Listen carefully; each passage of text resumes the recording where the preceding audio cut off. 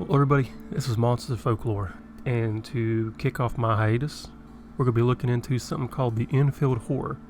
Now, this creature, or cryptid, whatever you want to call it, it's like a gigantic blob from what I've noticed. I mean, it looks like it's got 4 legs and a tail. It's kind of grayish.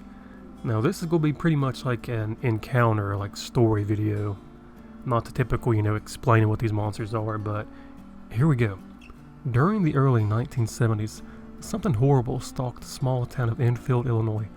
Although Illinois is already home to some pretty strange things such as phenomenal lights, phantom black panthers, and the Thunderbirds, which I'll be doing a video on those pretty soon. Now, something even stranger briefly haunted the people of this town. On April 25th of 1973, Henry McDaniel was among the first to encounter this terrible abomination. They called it the Enfield Horror. At about 9:30 p.m. that night, McDaniel and his wife had returned home and were greeted by their 2 children, Lil and Henry. The kids proceeded to tell him a tale about how some strange thing had tried to get into the house by scratching on the door. Shortly thereafter, Henry was alerted to a peculiar scratching sound in his front door. He expected to see like a dog or a cat, maybe a bird or just some other strange animal like a raccoon maybe. But what he met instead was far stranger. What Henry found, to his terror, was a creature that had 3 legs on it, a short body, 2 little short arms, and 2 pink eyes as big as flashlights. It stood 4.5 feet tall and was grayish colored. It was trying to get into their house. Now, Henry was completely mortified by the sight of this strange, horrible looking monster. He slammed the door and rushed to grab his .22 pistol and a flashlight. Henry proceeded to fire on the creature 4 times, and according to him, this is in quotes right here, "When I fired that first shot, I knew I hit it."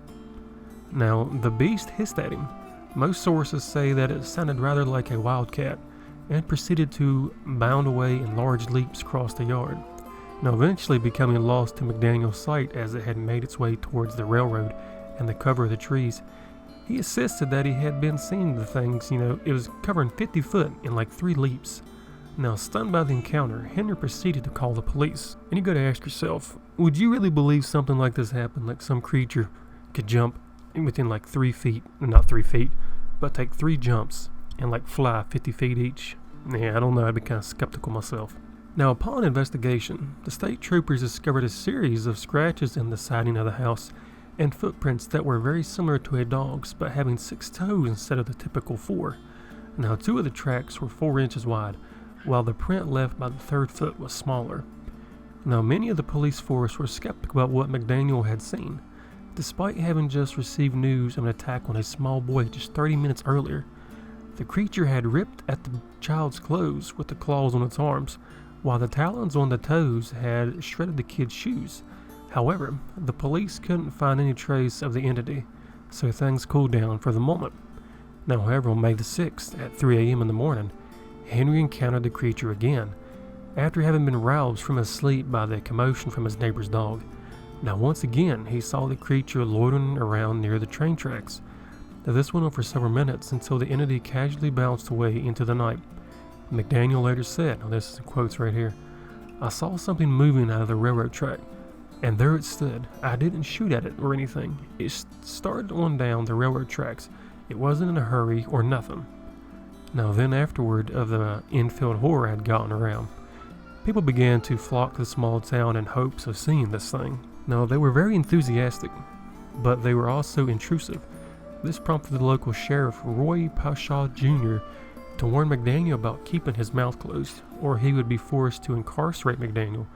Over the next few months, the crowds began to grow larger and larger. With the larger crowds came increased alarm among the citizens of Enfield. Some among them were genuine monster hunters, while others were just hunters or thrill seekers with guns. This forced the sheriff's hand, particularly when he had to arrest 5 gun-toting hunters for shooting at a gray thing that ran through the woods. For all they know, that could have been like a person running around like in a big old gray coat or something. Now, 2 of those hunters, Mike Moogle and Roger Tappy, both from Elwood, Indiana, both swore that they had witnessed a gray monkey quickly move through the underbrush. Now, Sheriff Pashard made numerous threats against Henry McDaniel, which it should be noted had no effect whatsoever really, who was convinced that there was something very strange going on. Shortly thereafter, once the frenzy of hunters and tourists had died down, 4 more people claimed to have seen the Enfield Horror. And then there is a few other sightings, nothing really extravagant like the whole, Henry McDaniel story. But I mean, things like this, you never know really what they could be in the woods.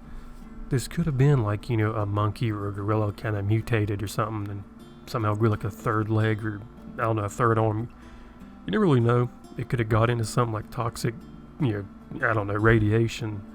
Because radiation will do some pretty strange things to people and animals. But everybody, do you believe the Enfield Horror actually exists? It's been about, this happened on 73, so you're talking about, I don't know, like 40 plus years. I don't know, it is pretty interesting. Have you ever heard of the Enfield Horror? If you have, let me know. The people, though, they think, as I was saying earlier, it's a possible, mammal. But it's very interesting. Yeah, but if you've ever heard of it, let me know. What do you think of, I guess, what could it be? What was it? Is it alive? Is it dead? It's really hard to tell. But this is the Monsters of Folklore. It's good to be back. Like the video, comment, subscribe, and I'll see y'all later.